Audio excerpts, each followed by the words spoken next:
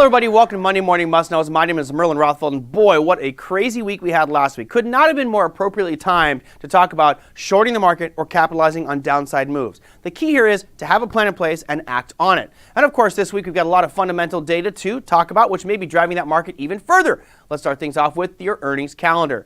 Now, last week we had over 1,200. This week we only have 389. Start things off on Monday with Take-Two Interactive. Tuesday brings you Walmart, Home Depot, JD.com, Baidu, and Keysight Technologies.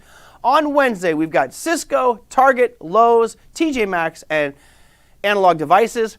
Thursday is Applied Materials, Palo Alto Networks, Ross Stores, and BJ. And on Friday, John Deere and Foot Locker. Now notice all the retail sales numbers in here. You've got Walmart's retail sales. You've got Lowe's, you've got Target, you've got TJ Maxx, you've got Ross Stores, Foot Locker. I mean, these are a ton of retail companies. And of course, we know that the U.S. is a consumption type of country, so we want to make sure that we're spending. Of course, we're now making this big juggling move with inflation and spending and income.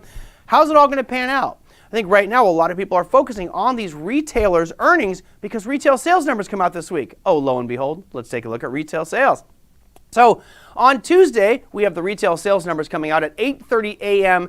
Eastern Standard Time. That'll be 1 hour before the markets open. And you can see for the longest time, it was relatively flat.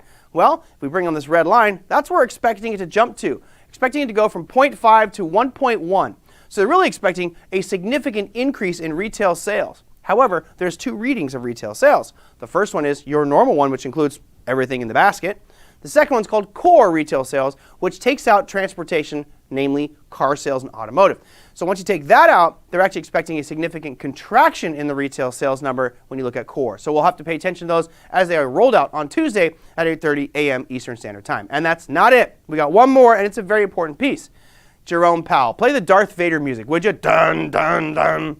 Well, he's going to be speaking at the Wall Street Journal's Future of Everything Summit at 2 p.m. on Tuesday. So Tuesday's a big day. You've got the retail sales numbers before market opens, and right as we get near the end, you're going to have Jerome Powell talking. Now, why is this so important?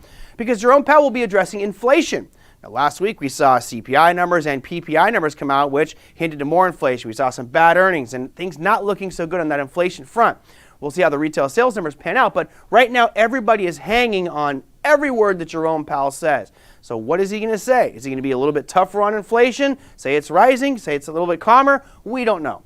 Bottom line is at 2 p.m. on Tuesday, expect there to be some volatility coming into that marketplace, which could potentially move this markets in your favor or against you. Just make sure you're prepared for it. We'll see you next week on Monday Morning Must Knows.